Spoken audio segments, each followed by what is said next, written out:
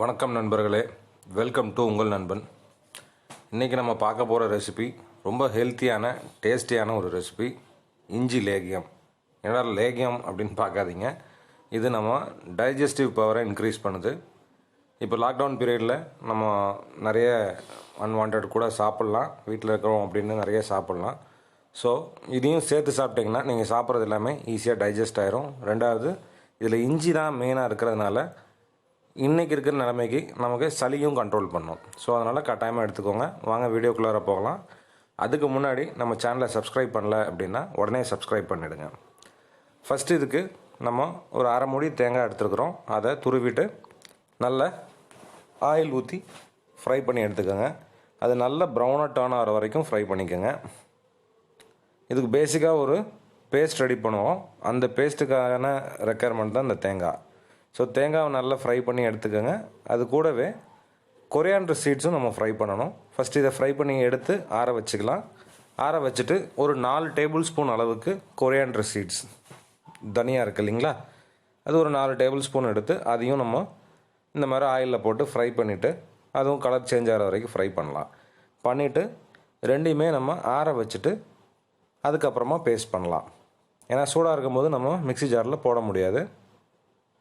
So இப்போ அதை ஆற வைக்கலாம். அந்த மீன் டைம் நம்ம என்ன பண்ணலாம் அப்படின்னு பார்த்தீங்கன்னா, கருப்பட்டி இருக்குது இல்லைங்களா, கருப்பட்டியை ஒரு பேனில் போட்டு தேவையான அளவு தண்ணி ஊற்றி அதை டிசால்வ் பண்ணிக்கலாம்.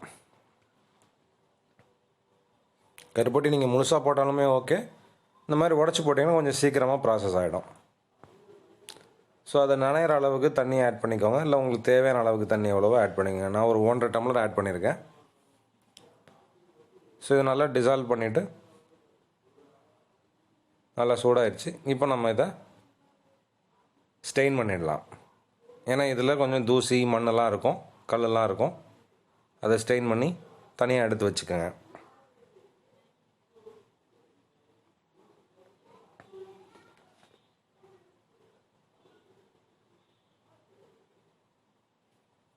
இது ரொம்ப ஹெல்த்தியான ஒரு ரெசிபி. எல்லாமே சிம்பிளாக வீட்டில் இருக்கக்கூடிய ஒரு பொருள் தான். இப்போ இது ஸ்ட்ரெயின் பண்ணியாச்சு. இப்போ நம்ம அந்த பேஸ்ட் தயார் பண்ணிக்கலாம்.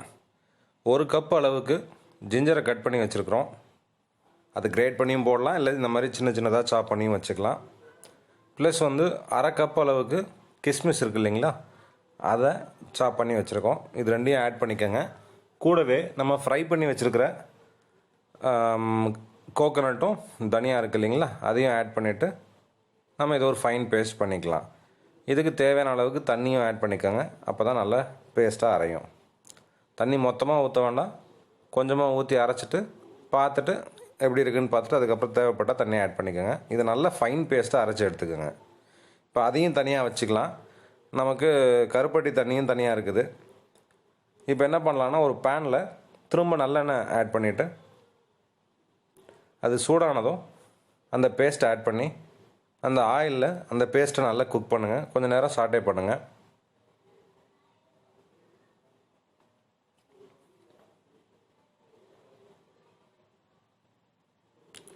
இப்போ அதை கொஞ்சம் சாட்டே பண்ணி முடித்ததும் நம்ம ப்ரிப்பேர் பண்ணி வச்சுருக்கிற அந்த கருப்பட்டி தண்ணி இருக்குது இல்லைங்களா, அதை இதில் ஆட் பண்ணிக்கலாம்.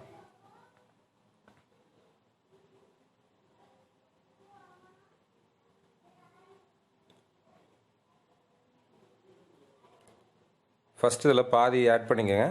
ஆட் பண்ணி நல்லா மிக்ஸ் பண்ணிவிட்டு அதுக்கப்புறமா தேவைப்படும் பொழுது பேலன்ஸ் இருக்கக்கூடியதையும் ஆட் பண்ணிக்கலாம். இது நல்லா மிக்ஸ் பண்ணிக்கோங்க. சிம்பிளான ஒரு ரெசிபி தான், ஆனால் ரொம்ப ஹெல்த்தியான ரெசிபி. ஸோ இப்போது நம்ம என்டையர் அந்த பாம் ஜாக்கரியை ஆட் பண்ணியாச்சு. இப்போது ஒரு 15லேருந்து 20 மினிட்ஸ் வரைக்கும் டைம் எடுக்கும். இதை விடாமல் நம்ம கிண்டிகிட்டே இருக்கணும். அப்போ தான் இது எல்லாமே ஒன்றா மிக்ஸ் ஆகி நல்லா குக் ஆகும். ஸோ அந்த ஜிஞ்சரோட ரா ஃப்ளேவர்லாம் இதில் இருக்குது, அது போயிடும். ஆனால் ஒரு 20 மினிட்ஸ் நம்ம அதை விடாமல் கிண்டிகிட்டே இருக்கணும். அல்வா கிண்டுறது எப்படி கிண்டுறோமோ அந்த அளவுக்கு கிண்டணும்.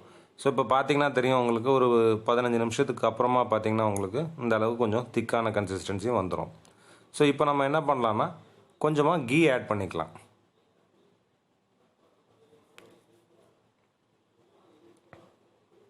அது அடியில் உட்காராத அளவுக்கு நல்லா கிண்டிட்டு நம்ம கீ ஆட் பண்ணி ஃபர்தராக கிண்டலாம்.